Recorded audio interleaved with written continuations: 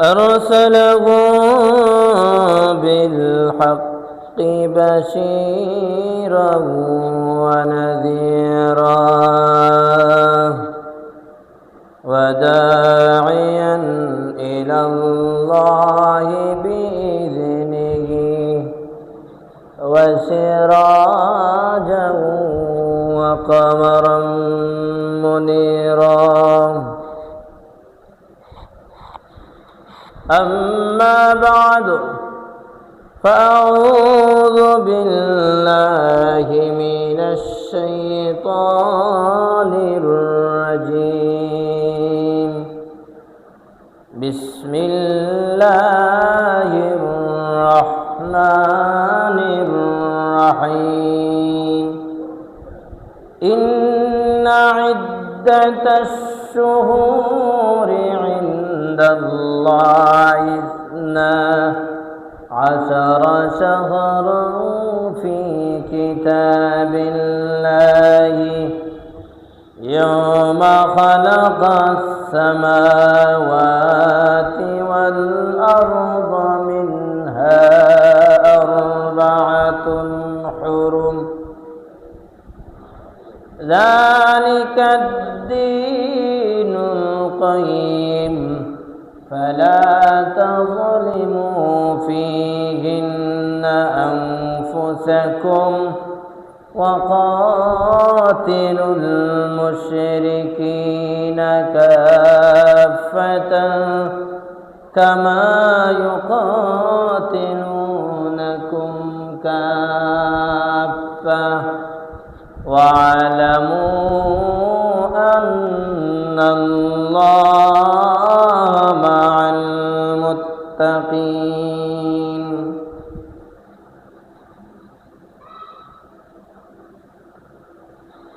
وقال تبارك وتعالى في شان حبيبه ومحبوبه: إن الله وملائكته يصلون على النبي يا أيها الذين آمنوا صلوا عليه وسلموا تسليما.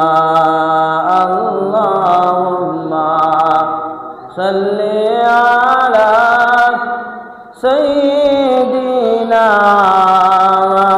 مولانا محمد وعلى آل سيدنا مولانا محمد।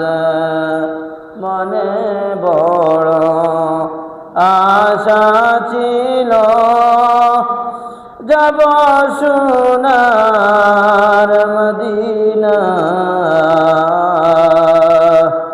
ধনী যদি হইতাম আমি যাইতাম সোনার মদিনা।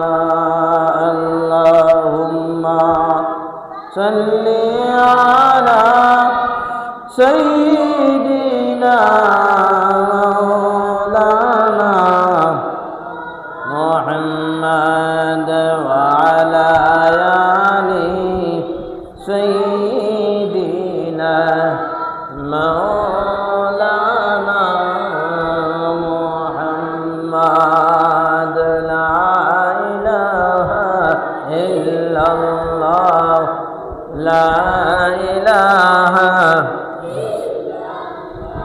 ও লা ইলাহা ইল্লাল্লাহ লা ইলাহা ইল্লাল্লাহ লা ইলাহা ইল্লাল্লাহ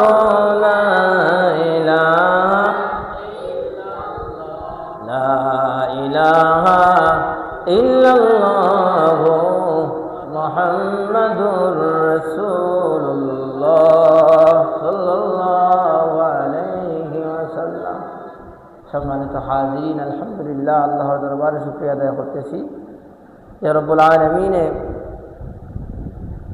আমাদের জীবনের আরবি গণনা অনুযায়ী একটি বছর বিদায় নিল, নতুন একটি বছর আসলো।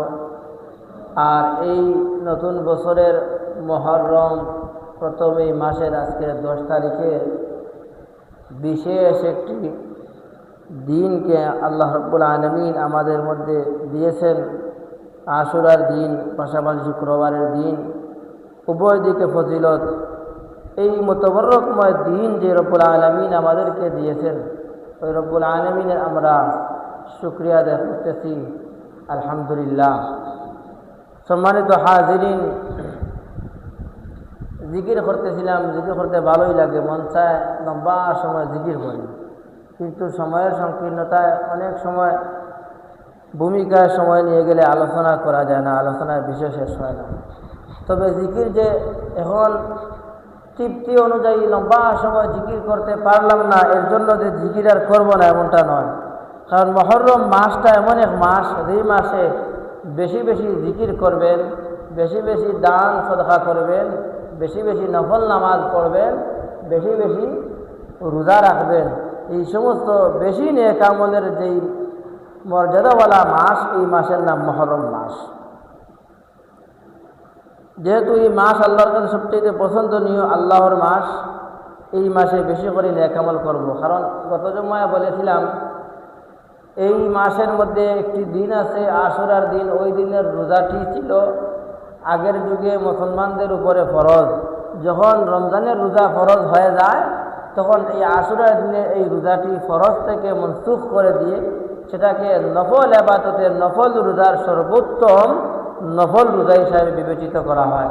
অর্থাৎ নফল রোজা আরও আছে, আইয়ামে বীজের রোজা আছে, প্রতি সপ্তাহের সোমবারের রোজা আছে,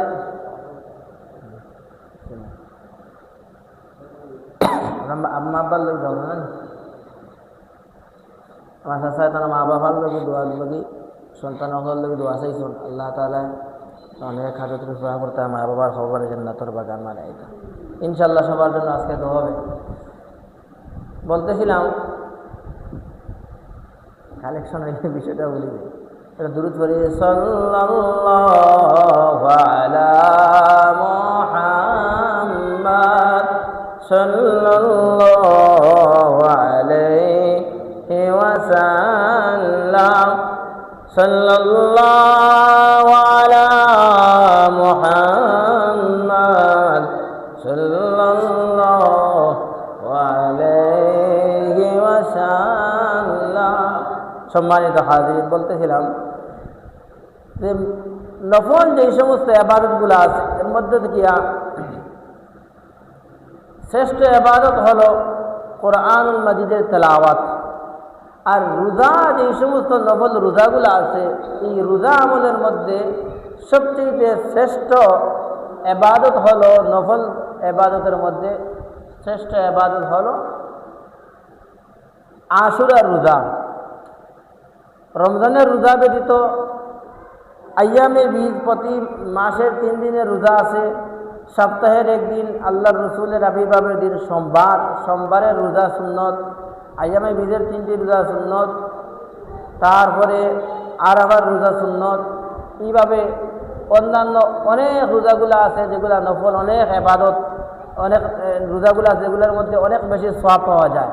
এই সব রোজার মধ্যে থেকে সবচেয়ে শ্রেষ্ঠ নফল রোজা, উত্তম নফল রোজার নাম হলো আশুরার রোজা।